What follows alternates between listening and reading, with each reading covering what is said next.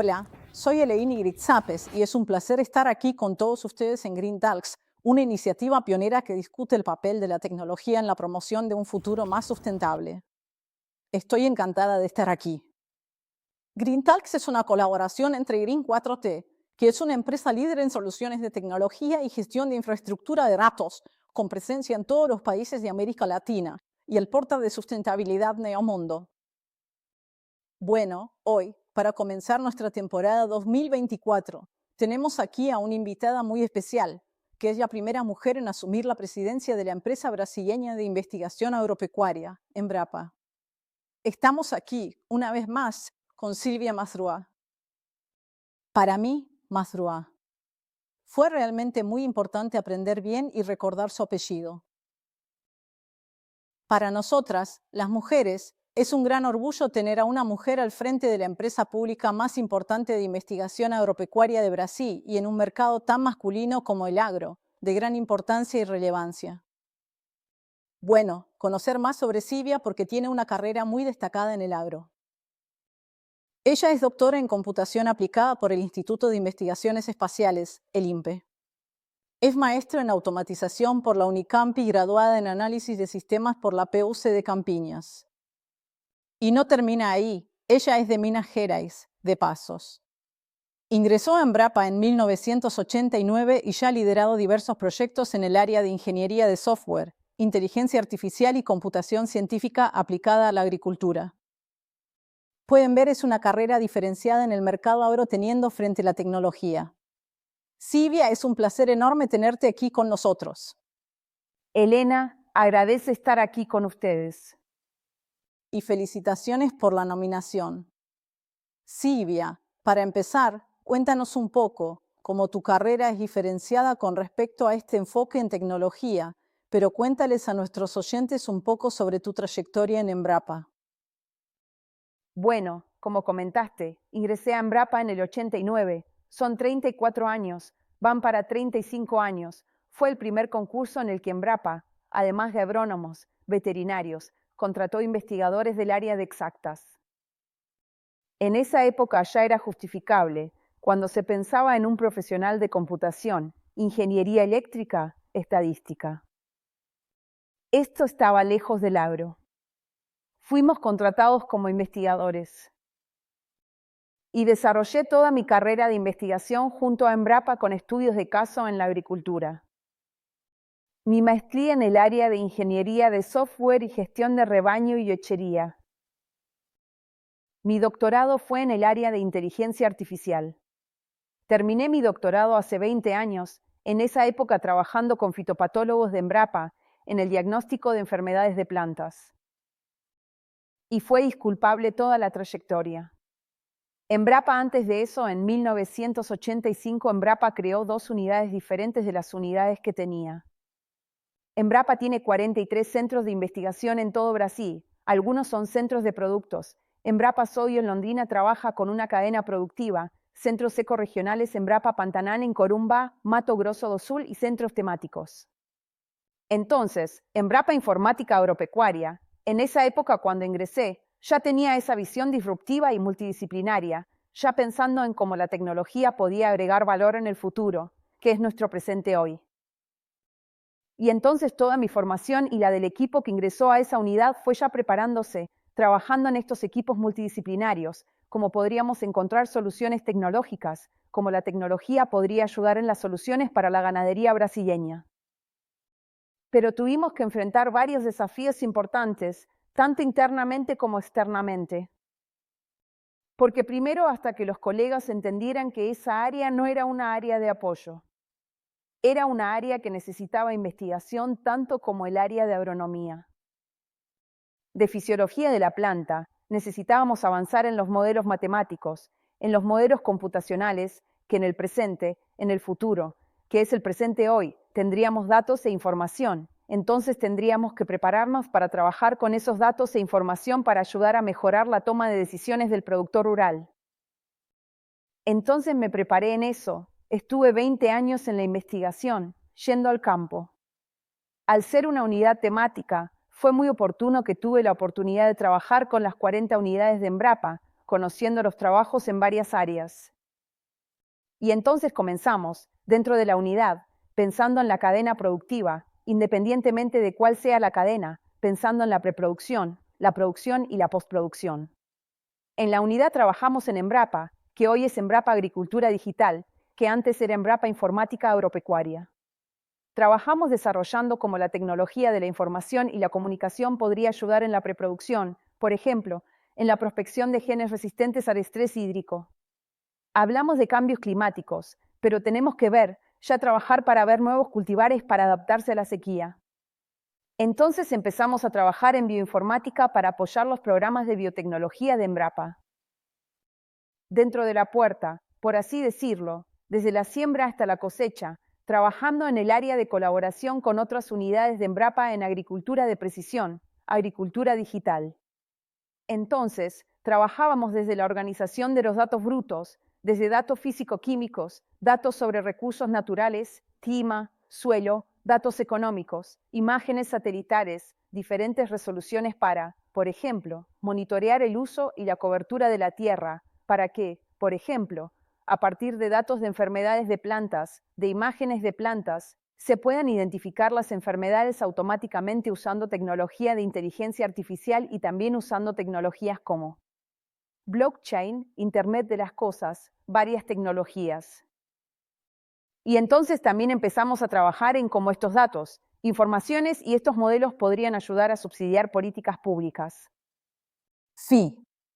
Y como la empresa hizo un trabajo muy grande en el área de zonificación agrícola, de riesgo climático, que es donde se generan ventanas de siembra para 44 cultivos, para todo Brasil, entonces existen muchos datos, información. Entonces comenzamos a estructurar otras políticas públicas, ayudar en la agricultura de bajo carbono, en Renovaví, y eso, volviendo a mi experiencia, me trajo una visión más sistémica de Embrapa, no más multidisciplinaria, que fue todo mi trabajo dentro de Embrapa, junto con colegas, con todo un equipo. Creo que es bueno resaltar aquí que no hice nada sola, un equipo. La unidad tiene alrededor de 120 personas, pero contamos con toda Embrapa, la colaboración con las otras unidades de Embrapa. Entonces, en la zonificación agrícola de riesgo climático involucramos a 32 unidades de Embrapa para realizar este trabajo. Entonces, eso también me ayudó a conocer más el trabajo de Embrapa, de la agricultura, y a crear una red de articulación que ha ayudado mucho a Embrapa y que es de gran importancia y relevancia, muy importante en este momento para Embrapa. Entonces me siento muy orgullosa de ser invitada a ser la primera presidenta mujer, pero más que eso, por el reconocimiento de mi trayectoria dentro de la empresa. Me siento muy orgullosa, muy honrada, pero también sé de la gran responsabilidad de ser la primera presidenta mujer de Embrapa. Bueno, ahora hablemos de tecnología y es tu área. Estamos hablando, Brasil es una potencia agrícola. Pero hay datos del ICHAHORA de 2021 que muestran que tenemos aproximadamente el 72% de las propiedades rurales del país. Estamos hablando de más de 3 millones de propiedades que no tienen acceso a Internet aproximadamente. Entonces estamos hablando de varios millones de hectáreas que están, entre comillas, offline. ¿Qué se necesita hacer para aumentar la conectividad en el campo? Estamos hablando aquí principalmente de pequeños y medianos agricultores. Es muy importante la cuestión de conectividad, porque la conectividad termina siendo habilitadora para esas otras tecnologías estamos hablando. Hablamos inteligencia artificial, hablamos agricultura precisión, hablamos Internet cosas, la conectividad termina siendo habilitadora a todo esto. Hoy, muchas veces, tenemos la conectividad llegando a la sede de la finca pero no va al área de producción. Y hoy necesitamos mucho la conectividad en el área de producción. Para recolectar datos de microclima, específicamente, que ayudarán en el sistema de alerta. Eso debe estar en la finca, en el campo. Necesitamos ampliar esa conectividad. Pero no sirve de nada. Lo que hemos observado en estos años que hemos trabajado en Embrapa es que necesitamos un proyecto más estructurante en esta línea, involucrando no solo al Ministerio de Agricultura y Ganadería, al cual está vinculada Embrapa, sino también al Ministerio de Ciencia y Tecnología, el Ministerio de Comunicaciones, el Comité Gestor de Internet, que también realiza algunos estudios y ha demostrado claramente que en el área rural, el acceso a Internet en el área rural ha incrementado considerablemente desde la llegada del smartphone, es decir, antes del smartphone no llegaba, pero hoy cualquier productor usa el smartphone. Aunque sea para entrar en una aplicación de mensajería, no para hablar con la familia o para acceder a la cooperativa, entonces el smartphone es algo que ha acercado al productor rural a la tecnología y la conectividad. Pero Brasil necesita un proyecto más estructurante en esta línea. Hoy tenemos el recurso del FAST, que es el Fondo de Universalización de las Telecomunicaciones, que hasta hace unos años era para poner teléfonos públicos en las ciudades, incentivaba la instalación de teléfonos públicos, ¿no? Para mejorar la comunicación en las ciudades. Y ese fondo tiene un recurso que empezó a dejar de ser esencial. Y ahora está siendo para incentivar la conectividad. Ha hecho un trabajo inicial con las escuelas, ¿no? Pero en el caso del ámbito rural, se está trayendo esto para discutir en el marco de las escuelas rurales, también para usar el FUST, ese fondo de universalización, para mejorar esa conectividad. Esto necesita hacer un trabajo de política pública con los otros ministerios, avanzar. Y se lanzó Rural Más Conectado en septiembre de 2023, ya utilizando este recurso de manera efectiva. ¿Este Rural Más Conectado es el que lanzaron recientemente de inclusión digital o es otro? Es otro proyecto. Este Rural Conectado es una iniciativa y programa en el ámbito del Ministerio de Agricultura y Ganadería que ha trabajado junto a los recursos del FUSTE para traer un crédito subsidiado para fomentar, incentivar y aumentar la conectividad rural y la instalación de más antenas en el nordeste y norte del país. Entonces, este es un programa del Ministerio de Agricultura y Ganadería. El otro proyecto del que estás hablando es un proyecto de inclusión digital en 10 municipios. Inclusión digital para pequeños y medianos productores. Este proyecto lo venía trabajando con un equipo que involucra varias unidades de Embrapa. Llevábamos 2 años trabajando junto al Ministerio de Agricultura, Ministerio de Ciencia y Tecnología y el Comité Gestor de Internet sobre cómo podríamos llevar Internet al pequeño y mediano productor, pero de una manera más estructurada. Porque si no hacemos esto, aumentará la distancia entre el pequeño y el mediano productor, y el pequeño y el mediano productor del gran productor. Entonces trabajamos, es un proyecto de FAPEC que fue aprobado en noviembre de 2022, es un proyecto de 5 años. Yo soy la investigadora responsable del proyecto. ¿Cuál es nuestra idea? Hasta antes de ser presidenta, dije, voy a trabajar solo en este proyecto, porque realmente es un proyecto que realmente busca cómo la tecnología puede ayudar a agregar valor al productor rural o pequeño mediano. Entonces él muestra cómo puede ayudar desde reducir costos, pero también mejorar la gestión e incluso traer un sello de sustentabilidad. Entonces trabajamos en este proyecto, proponemos crear 10 pilotos en Brasil, en 10 municipios. Son 5 en el estado de São Paulo, 5 en Minas y 4 en otras regiones del país. Y la idea es la siguiente, trabajas con una cadena productiva, ya tenemos un piloto en Caconde con café. Trabajas con asociaciones de productores, con cooperativas, y primero trabajas identificando las necesidades de esa comunidad, de esa cooperativa y de esa asociación específicamente. Ahí ves los cuellos de botella en investigación. Investigación va a Embrapa. La Exalc es socia, el Instituto Agronómico de Campiñas, el CPQD, INAPEL, UFLA, tiene varios socios. Entonces llevas lo que sea investigación a estas instituciones. Otra dimensión es la conectividad y trabajamos en el modelo. Caconde es una región montañosa. ¿Cuál es el modelo de conectividad más adecuado en esa región para los productores de café? Levantamos, la otra dimensión es la capacitación.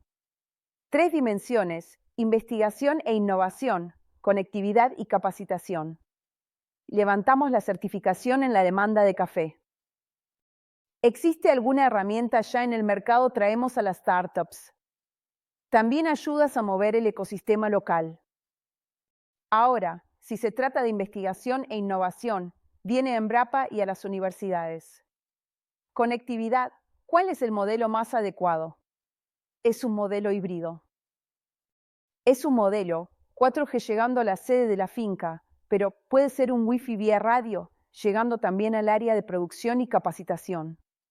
Comienzas desde lo básico a capacitar a los productores en esa área. Y ahí empezamos a ver los problemas y cuáles son las herramientas. Hay investigación. Tenemos 5 subproyectos en este proyecto. Uno que es en el área de una asociación con el Instituto de Economía Agrícola aquí en Sao Paulo, cuya idea es monitorear, hacer un seguimiento del impacto económico, ambiental y social. Entonces, tomando el café, monitoreas cero que no tiene tecnología, sigues cada año, introduces una tecnología, cuánto valor agregó, sabes. ¿Cuántas bolsas por hectárea mejoraron como la tecnología agrega valor? Esto también no solo económico, sino también ambiental y social. Y hay otros grupos. Hay un grupo trabajando con inteligencia artificial y geotecnología, otro grupo trabajando con agricultura de precisión digital y automatización, otro grupo trabajando con trazabilidad, certificación y luego hay un grupo de conectividad que estudia los varios modelos que hay hoy, pero ya mirando hacia adelante el 5G. El 6G va a poder mejorar, influenciar, agregarnos más valor en los sistemas de producción en el campo. Entonces es un proyecto. Hoy tenemos 2 pilotos, que comenzó, que fue con el café, en Caconde, y horticultura en São Miguel Arcanjo, cerca de Sorocaba, pero ahora estamos trabajando con otras áreas. Por ejemplo, en el norte, el sistema agroforestal va a estar cerca de la isla de Marajó. Es otra. Va a ser Wi-Fi satélite. ¿Cuál va a ser el desafío allí? Son realidades diferentes. En el nordeste, vamos a estar trabajando con fruticultura irrigada. Son realidades diferentes. La idea es cuando termine el proyecto se crea un modelo sostenible económicamente. Entonces, cuando Embrapa y las universidades se retiren, ya tendrás a las empresas prestando servicios allí, proveedores, y eso es muy, muy importante. Porque hoy tenemos estudios que Embrapa monitorea, Radar Actex, y hoy tenemos más de 1.900 startups de Actex. En 2016 teníamos 75, en 2019 1.025, 1.500, hoy 1.900 startups. Y ahí hay 5. 2019 ya pasó a 1.025, 1.500, hoy ya tenemos 1.900 startups solo de Tours. Son 5. Pero muchas veces, si no haces un trabajo coordinado de forma estructurada, las startups no logran, no tienen una sustentabilidad para mantenerse después de una inversión inicial. Entonces, con este trabajo también queremos crear un modelo, un ecosistema económicamente autosustentable, que fomentar este mercado también, donde se empieza a trabajar con la generación de ingresos, mejorando la generación de ingresos para los productores, pero también para todo el ecosistema local. Y estás trabajando en el trípode. Hablaste antes, Silvia, sobre la cuestión de la agricultura digital y es una parte muy importante de tu trayectoria dentro de Embrapa. Y veo aquí que ustedes tienen en la agricultura digital, teledetección, imágenes satelitales, blockchain y esta cuestión de aceleración de startups. Contanos sobre los proyectos en agricultura digital desarrollados por Embrapa. Vamos a tomar algunos ejemplos, pero por ejemplo, en esta área de teledetección, hoy tenemos más satélites de diferentes resoluciones. Tenemos un proyecto que es TerraClass, que es para monitorear el uso y la cobertura de la tierra. Entonces, tenemos datos desde 2004 hasta ahora, donde monitoreamos los datos del bioma Amazonia y Cerrado. Entonces, con los datos PRODIS, generados en Instituto Espacial, clasificamos qué es agricultura, qué es ganadería. Trabajamos con ese monitoreo. Tenemos otro proyecto, que es el SATVEC, que también usando datos, imágenes de satélite también del MOULS, se puede ver lo que se ha plantado en los últimos 20 años, 25 años. Entonces, si esa área fue deforestada, viene una ganadería y luego en la ganadería ingresaste con la agricultura, seguir el proceso. Cruzar esa información para apoyar políticas públicas. En teledetección. En IA, trabajamos con varios tipos de datos. Datos de, como dije, datos de plantas, de síntomas de plantas para hacer un diagnóstico automático. de enfermedades, entonces tenemos una base de datos para varios cultivos, con varios síntomas y poder clasificar automáticamente esas enfermedades de manera efectiva y precisa. Hoy ya tenemos un proyecto junto con una empresa de Israel que a partir de imágenes tipo electroencefalograma se coloca en el fitopatólogo y se empieza a montar una base de datos a partir de su razonamiento de manera colaborativa y de manera efectiva. Y de ahí también puedes usar esa base de datos para hacer diagnósticos de plantas más automática. Entonces estamos evolucionando hacia nuevas tecnologías. En el área de Internet de las Cosas, la evolución de la agricultura en 50 años. Pasamos de ser importadores de alimentos a grandes productores y exportadores de alimentos. Y tenemos 3 grandes olas. Empezamos con la expansión de la soja, trabajando ahí más con la monocultura. A principios de los años 70, a principios de los años 90, a principios de los años 2000, ya comenzamos a trabajar con sistemas integrados, consorciados, con la intensificación agropecuaria. Entonces comenzamos a trabajar, por ejemplo, en la integración agricultura-ganadería. Hoy se habla de integración agricultura-ganadería-bosque, donde se planta soja, luego se planta maíz, después se planta brachiaria, que es un tipo de forraje. Y luego en esa misma área se coloca al animal para que se alimente de ese forraje y a veces también hay eucalipto, algún tipo de forestal que también ayuda al bienestar animal, proporcionando sombra para el animal. Entonces empiezas a trabajar con sistemas más complejos, sistemas o sistemas consorciados y tal. Y ya hablamos de una agricultura de base biológica.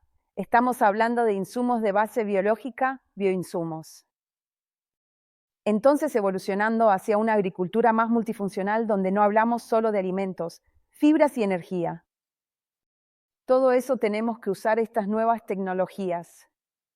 Voy a tomar un ejemplo del Internet de las Cosas.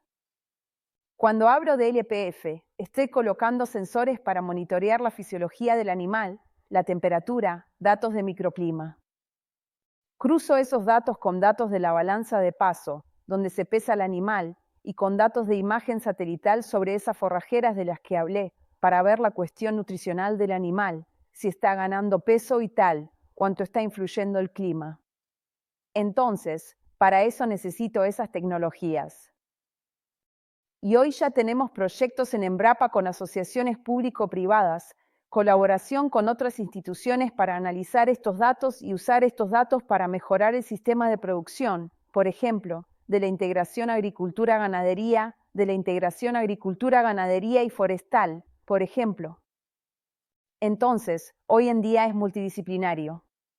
Así que hoy la tecnología, hoy tenemos este desafío de aumentar nuestra producción y nuestra productividad de manera sustentable, no solo desde el punto de vista económico, sino también ambiental y social.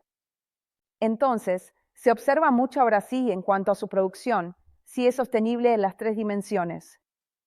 Nos enfocamos porque somos un actor en la agricultura mundial. Brasil es una referencia en agricultura tropical. Entonces hoy tenemos que usar tecnología para traer esos números, esas métricas, esos índices de sustentabilidad. Que al principio no teníamos datos e información, pero hoy los tenemos. Y hoy ya tenemos modelos que podemos utilizar, tenemos tecnología que nos permite calcular estas métricas. Entonces hoy se habla mucho de la cuestión del mercado de carbono en la agricultura. Para poder traer estos datos, Embrapa ya viene trabajando con el cálculo de la huella de carbono para varios cultivos desde hace muchos años. Entonces, con la soja, con el maíz, ya hemos hecho un trabajo con el café, con otros cultivos. Y hoy en día ya tenemos que trabajar de manera que podamos tomar estos índices y tropicalizarlos de manera eficiente y efectiva, porque no podemos depender de datos e indicadores de América del Norte y de Europa. Necesitamos entonces tropicalizar estos índices a partir de nuestra experiencia en agricultura tropical en los últimos 50 años de manera precisa y correctamente. Y la tecnología también nos ayuda con eso, para traer esos datos y números.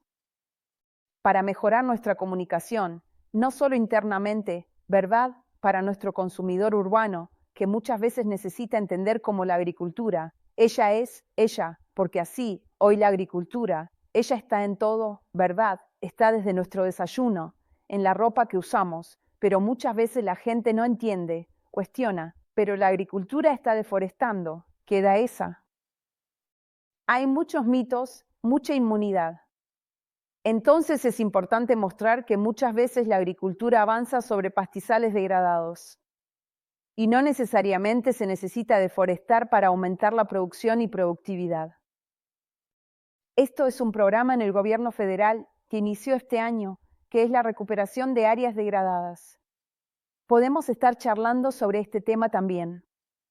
Hablamos de sustentabilidad, ya hemos hablado de inclusión digital, ya hemos hablado de agricultura digital.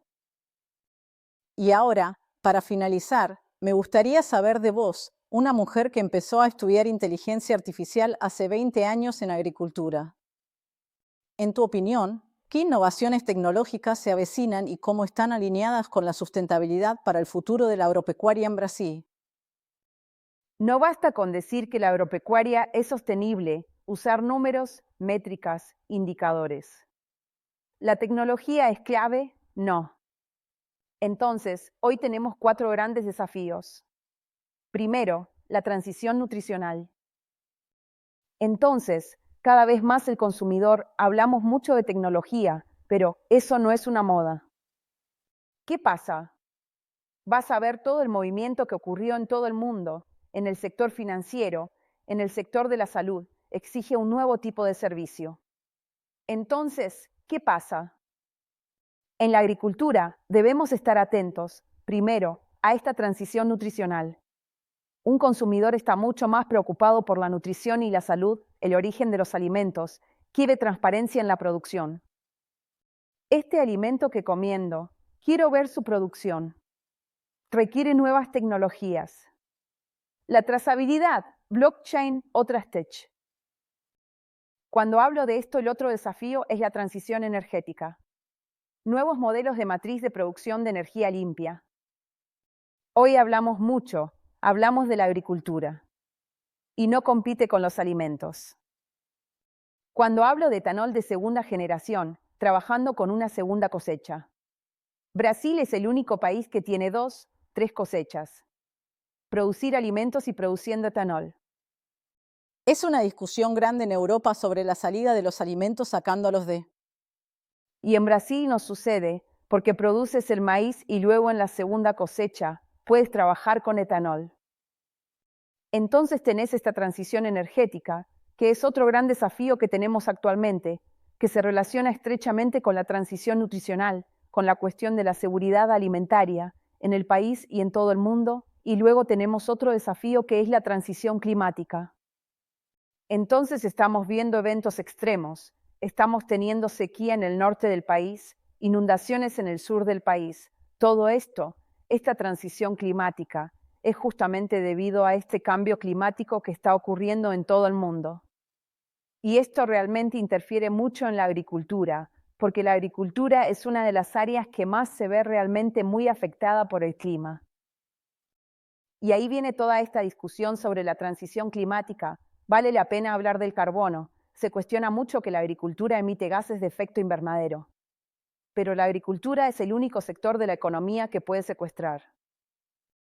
Cuando hablo sobre la integración de la agricultura y la ganadería, la integración de la agricultura y el bosque, voy a mostrar que es un modelo en el que el bosque secuestra carbono, ¿entendés? Entonces mi balance es negativo en cuanto a la emisión de gases de efecto invernadero.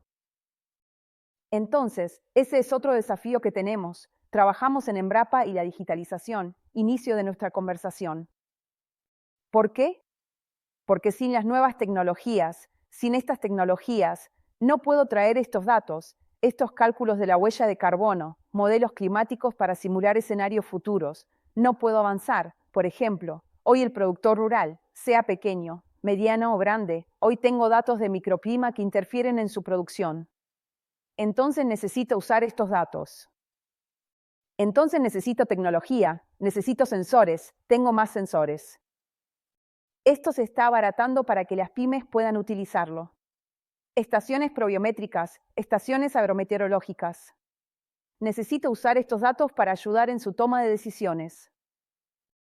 Entonces, hoy, estas 4 transiciones que mencioné aquí están íntimamente ligadas y todas ellas pensando en el pequeño y mediano productor tienen una importancia muy grande para que discutamos sobre la inclusión social del pequeño y mediano productor de manera significativa. Entonces, si no traigo la inclusión digital para el pequeño y mediano productor ahora, voy a aumentar más la distancia entre ellos y el gran productor, porque el gran productor tiene una capacidad de inversión, puede contratar su propia consultoría y accede a las nuevas tecnologías. Y el pequeño y mediano productor tiene más dificultades, va a tener que hacer eso. Ahí entra el papel de las cooperativas, de la asociación de productores, que puede ser ese vínculo tan importante para el pequeño y mediano productor, que puede ayudar en este nuevo mundo para enfrentar esas transiciones. Entonces es un momento realmente muy desafiante y solo me gustaría traer otro punto que la transición digital, la inclusión digital del pequeño y mediano ha sido muy interesante. Embrapa tiene un estudio con el SEBRAE y otras instituciones en el que analizó que las nuevas tecnologías han ayudado en la sucesión rural, con la juventud en el campo. Te estás quedando. Porque muchas veces el joven se va, hijo del productor, a estudiar una carrera en la ciudad y no tenía incentivo para volver. Es médico, abogado, se queda en la ciudad. Y la finca se convierte en un lugar de recreo. Dificulta la sucesión rural. Y las nuevas tecnologías han sido un diferencial. Porque el padre, el abuelo, tenía ese conocimiento de cómo producir en ese modelo más tradicional. Hoy dice, pero, ¿qué es esto de la conectividad, Internet? Voy a necesitar esto. El hijo es importante y ayuda en la sucesión rural. Entonces hoy la tecnología de la información de la comunicación, la agricultura digital, la agricultura de precisión, termina siendo muy importante también en la cuestión de la sucesión rural, además de ayudar al productor rural a traer datos, números, traer esa transparencia en el proceso de producción, tan importante que es exigida tanto en el mercado consumidor interno como en el mercado externo de la agricultura mundial. Alcanzamos un hito importante para Brasil, COP30 de enero de 2025. Y el pajarito me contó que tienes unos datos muy buenos sobre agricultura y secuestro de carbono. Cuéntanos el secretito ahora. Es muy interesante, Elena, que ya hemos estado trabajando en la Amazonía durante muchos años. Embrapa tiene 7 unidades que operan en el bioma amazónico y realmente trabajando específicamente con los datos de la Amazonía, de los últimos 25 años de investigaciones que hemos realizado allí. Me llamó mucho la atención que realmente hemos estado trabajando allí junto con los productores de leche y de carne en el consorcio de gramíneas, con gramíneas nativas, introduciendo otros tipos adicionales de leguminosas. Y en los últimos 25 años hemos trabajado con más de 55.000 hectáreas, y eso mostró que al hacer este trabajo en consorcio tuvimos una reducción de emisiones de gases de efecto invernadero en un 36%. Es algo que tenemos esos datos, pero esa información la conocemos según la investigación, pero no llega, no. Entonces necesitamos comunicar más esta información y trabajar con modelos sostenibles dentro del bioma amazónico. Cada vez más necesitamos traer esta información. Embrapa ha estado trabajando. Ahora, pensando en la COP30, que será en Belém, en Pará, Embrapa tiene una unidad allí que es Embrapa Amazonía Oriental. Vamos a trabajar como si fuera una vitrina tecnológica trayendo nuestras experiencias con sistemas agroforestales y experiencias como estas de la agropecuaria brasileña en el bioma amazónico. Silvia, tengo un amigo que el tema no se acaba, lo que se acaba es el tiempo. Para la última pregunta, me gustaría que hablaras para las mujeres que están viendo un camino en tecnología y agricultura. ¿Cuál es tu mensaje para ellas? ¿Cuál es el consejo que les das? Creo que el principal consejo es la capacitación. La gente pregunta así, siempre he trabajado en 2 mundos muy masculinos, la tecnología y el agro. Pero nunca pensé en eso.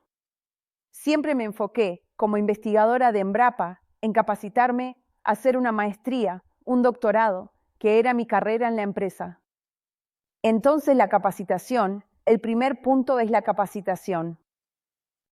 Cuando vine fui jefa de investigación 2009 a 2015, luego jefa general Embrapa Agricultura Digital 2015 a 2022 y en 2023 vine a la presidencia de Embrapa. Cuando vine a la gestión, dije, tengo que capacitarme, porque como investigadora no tienes tanto entrenamiento en la gestión. Entonces hice varios cursos, planifiqué. Creo que es una diferencia. Otra diferencia es la persistencia, la resiliencia. Creo que la mujer tiene ese perfil de ser más persistente, resiliente. Eso nos ayuda mucho. Si hay un mensaje que podría dar, creo que es resiliencia, no. Si tenés un sueño, hay que luchar por ese sueño, pero capacitarnos, enfocarnos, para poder alcanzar ese sueño. Esos serían los principales mensajes. Necesitamos estar siempre desaprendiendo y reaprendiendo. Ese es nuestro secreto. Ese es mi mensaje para todos. Muchas gracias, Silvia. Fue un placer tenerte. Podríamos quedarnos horas. Mucho éxito en este nuevo desafío. Muchas gracias. Es que entusiasmo. Tengo pasión por lo que hago. Me quedaría aquí hablando de esto. Gracias por oportunidad. Gracias. Bueno, es un placer tenerlos aquí con nosotros también. Los invito a seguirnos en Spotify, en YouTube, en las redes sociales de Green Fortea y de En el Mundo. Mirad también los episodios anteriores y los espero en 15 días para el próximo programa donde vamos a discutir el papel de la tecnología en un futuro más sustentable. Muchas gracias. Gracias.